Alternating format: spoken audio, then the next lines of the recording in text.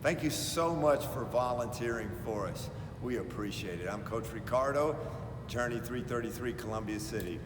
We are really blessed to say we have some really great events. In fact, at our last event, we had people here from towns all over Indiana, Indianapolis, South Bend, you name it, as well as Kentucky, Illinois, as far north as Grand Rapids, Michigan, Ohio, and all the way up to Wisconsin. And it's not the first time we've had someone from Wisconsin.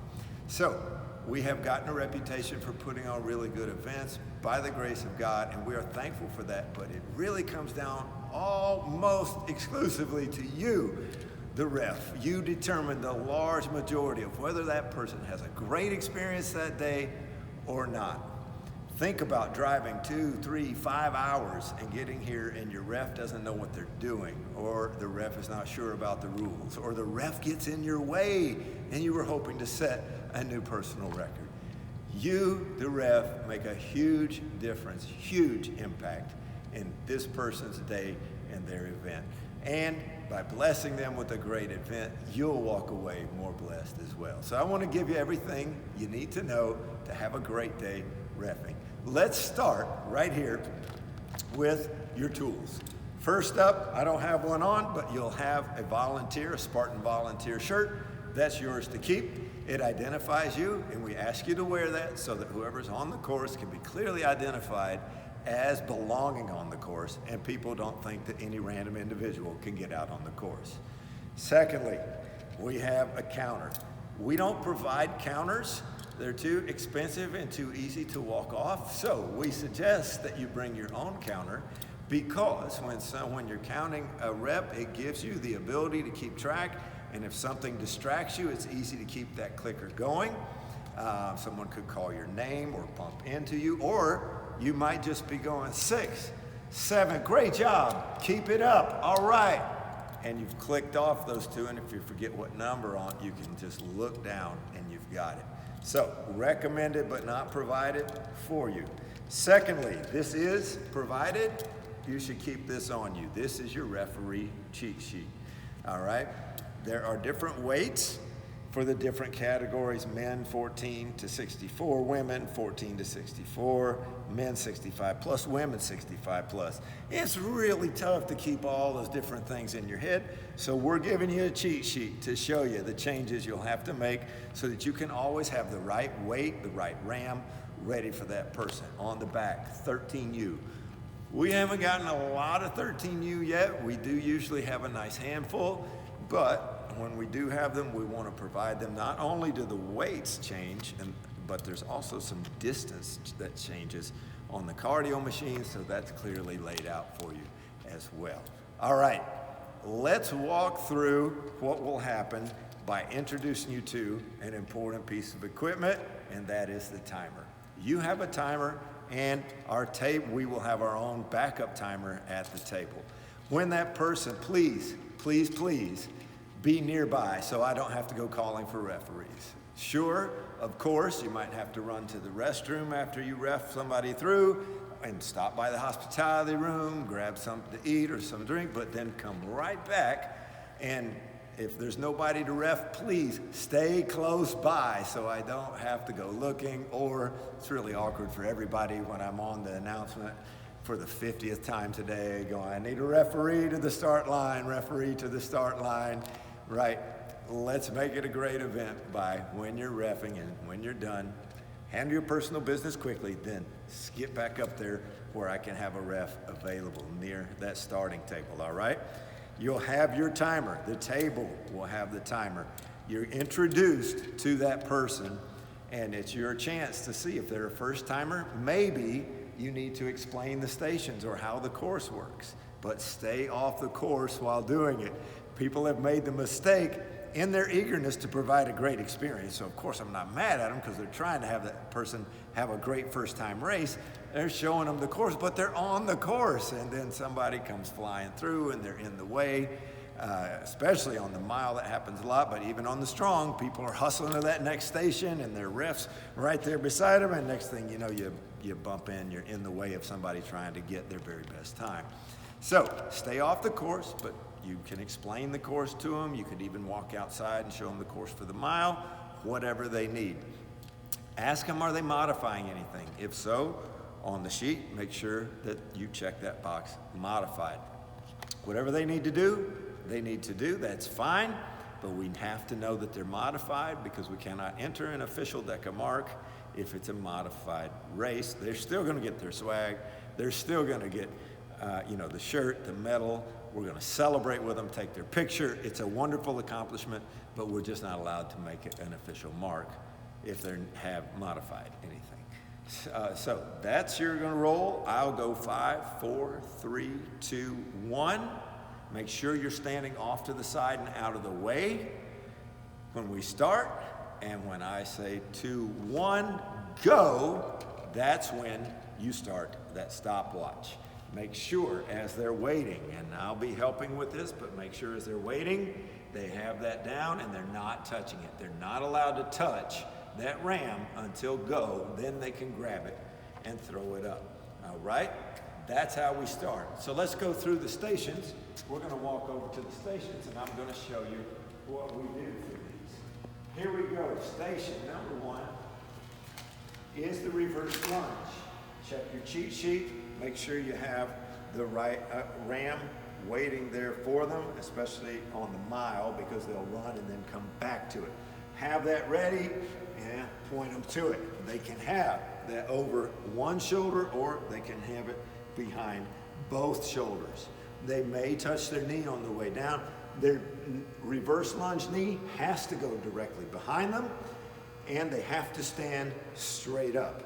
Remember also that the leg must go directly behind the shoulders. None of this, that is not allowed. The legs must go straight back. Same for the burpees, by the way, but we'll cover that in a minute. They must complete that last rep. There's no touching the knee and then dropping it. They've got to complete that last rep. Now, this is important, super important. You've got to know because you're protecting the integrity of the event. You've got to know how we as refs call a foul. So let's use the example. It doesn't matter if their hips aren't coming all the way up or their leg isn't going all the way back. Let's just say their hips aren't coming all the way up. They come down, they come up, and they're crouched, and they go back. You say, hey, you got to lock those hips out, get them all the way up. They do it again. Hey, we got to see those hips locked out or it's a no rep. That's second warning. All right, let's just say that was 7. Okay, 7, 7, 7. You keep counting loudly and clearly the same number until they heed your instruction and lock those hips out. It could be the same if their legs are out to the side or the same if their knee's not touching the ground, but you must know, rep them very clearly by counting that rep loudly, whatever number it is. 13, 13, 13. So they know they're getting no rep. All right, stay zone number 2. We're coming to the rowing machine. They may use any damper setting, no problem at all. They're coming here and they can put any foot setting on there they want to. They must remain, here's the key, they must remain until you see that 500 meters.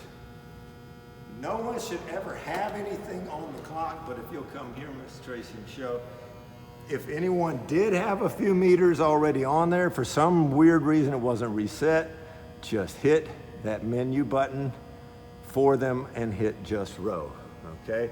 They must remain until they have 500 meters. Now, a smart racer will stop a few meters early, start getting their feet out, and be ready so that when it hits 500, they go. That's allowed, but your butt must be on the seat until it hits 500. If they get up early, call them back, have them come back, sit back down, then they go. That's station number 2. Station number 3 is probably where we see the most people pushing the limits and trying to game it. Station number 3, both feet must make contact with the box. Both feet must make contact with the ground, okay? And you must travel over the box with your body. You'll see people that want to kind of get behind it a little bit and travel this way so that they can shorten the distance. Not allowed. Your body must travel over. Now, if your body travels over and they step back a ways, that's fine, but when they go up, that body must travel directly over that box. Okay, if they need to modify, that's perfectly acceptable. Just make sure you mark modified. Station number 4, med ball sit-ups. The med ball sit-ups start behind the head, and we're going to go up, and they must break the plane right here of the heels. So this is not a rep.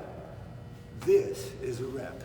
So again, a smart racer will have those heels up nice and tight so that they can break the plane without having to sit all the way up here and reach. That's allowed, right? But they must break the plane of the heels with the ball. So you draw an imaginary line between your heels. The ball must break that. All right, so it begins at the back with the ball over their head. Obviously, it will finish then up front, and they hop up and go to station number 5. Station number 5, any damper setting is allowed, totally up to them. Also, you don't adjust it, they must adjust it. Same over there for the rower. If you'll come here with the camera, check this out. If for some reason there's meters already on there, it's the same thing. Oops, I hit display. Hit that menu button and then just ski, and it'll reset it back to 0. That is the screen, that is the official racing screen that they should be looking at. They, same as the rower, may stop. A smart racer will stop a few meters early, but they've got to stay on the machine until 500. If they take off early, call them back, okay? Because people are trying to get in that top 20. We have a lot of people that come to our events that qualify for Worlds, a lot, so they're really pushing it, trying to shave seconds, but we got to protect the integrity of the event. And that's your job as the ref. It's an important role you play. From number 5, they're headed over to the farmer's carry. Farmer's carry, we're going to grab that weight from behind the line, going all the way to the other line. Both feet must cross. So let's just pretend I'm coming up to the end of the line. Both feet must cross and then go. Now, I'll show you if I'm coming from this direction. Again, a smart racer who's put in for good technique, they're going to start to get that foot around, and they're going to bring that foot, they're going to just toe tap and go. Or you'll see some that are just sideways, toe tap and go. That's allowed, but that foot must make contact. They must cross the line. They may rest. At any point, they may rest by setting the weights down. They may not advance the weights. If they do, have them pick them up and return them to the starting point. Okay, so they can rest, but they may not advance that. Make sure you're telling them for the last 10 meters, at least 7 of the last 10 meters, you need to set the weights down gently, set the weights down gently, set the weights down gently, so that they, cross the line, set the weights down gently, because those weights can bounce. They do bounce and easily run into somebody's toe or foot. So make sure you're on them about that. That's number 6. Number 7, they can choose any setting on the bike seat at all, totally up to them.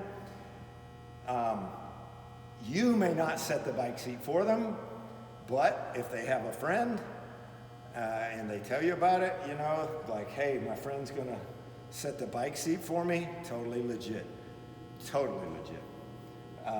If their friend, if you're setting the, let me say it this way, if you're setting the bike seat for a friend, make sure you take that ref shirt off so that we don't look suspicious like we're helping some people, right? If you're helping them as a friend, fine, but don't look like a ref on the course is gaming it for them, all right? So they can set that. They must have their butt on that seat when they get to 25 calories. If they get off early, call them back. All right? Then we're going to station number 8. The station number 8, that med ball must travel over and behind them. They must lock out their hips. They may not do that. They may not go under it.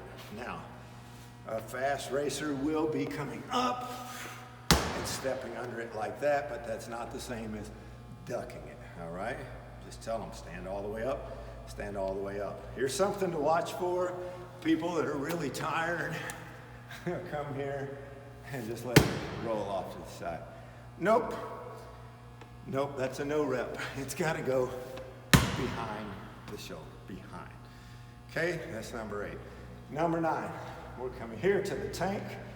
The trick to the tank, they must, if this is the line, these silver bolts must cross the line on both sides. So you're standing to the side like the camera is now, making sure that these front silver bolts cross the line. They may have this TRX right here, no problem, but they may not wrap it like that, okay?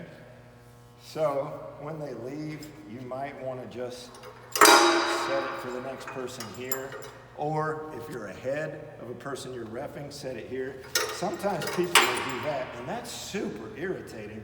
If you're trying to get a fast time, breathing heavy and trying to get them, just put them right here where you can grab them easy, or if nothing else, right there in front. The correct setting is listed on your cheat card. You must make the correct setting. This is the only time in the course where you have to touch a piece of equipment. You must make sure that this is set. We've had kids go zipping down there on level 0 and everything else. So don't let it happen on your watch. Make sure we've got this set exactly right for station number 9. The front bolts are going to cross, and they're going to cross on that side. 10 total trips. 1 is down, 2 is back, or you could say 5 laps. Back there and back is 1, there and back is 2, up to 5. Count them on your fingers, count them on a counter, but keep track because they take so long compared to everything else that if, you get to watching somebody over there, you could get distracted by somebody about to set the world record, or another client or a friend is over there and they catch your eye for a minute, keep a track on your fingers because it's really embarrassing for everyone if you're having to ask the person what number they're on, all right? Then we're gonna finish it out with everybody's favorite, the burpees. So you've got your cheat sheet to know what correct weight is for that person, and make sure that you try to arrive there early and you're at least pointing to it or even just setting it there in front of them. With the burpees, lots to pay attention to here. Lots of ways that people try to game this. Number 1, they try to go down and just touch right here, not touch it to their chest. It must touch their chest. Another way they try to game it is, I've seen it where people will come down and just kind of kick those legs out to the side, right? They're down and trying to game it that way. The legs must go behind. You got to get those thighs down. The thighs don't necessarily have to touch, but it's a pretty good indicator if somebody's coming way up here, whether or not their thighs are touching. Then they're coming up. They must clear their head. You must be able to see space, okay? Get that ram up, all right? Well, I gotta see more space. I gotta see more space or it's no rep. Then, rep them if they do it a 3rd time, all right? The hips must come up. So you'll see people, they're trying to do burpees and they come here. Well, that's not legal. They gotta get those hips up high, all right? Lots to look for on the burpees. And of course, everybody's trying to finish. They're breathing like a freight train. So that's where you really got to pay attention. and have your timer ready. Alert the timer. If the volunteer timer is missing you, holler for somebody to bring the other stopwatch so that we can make sure both stopwatches match.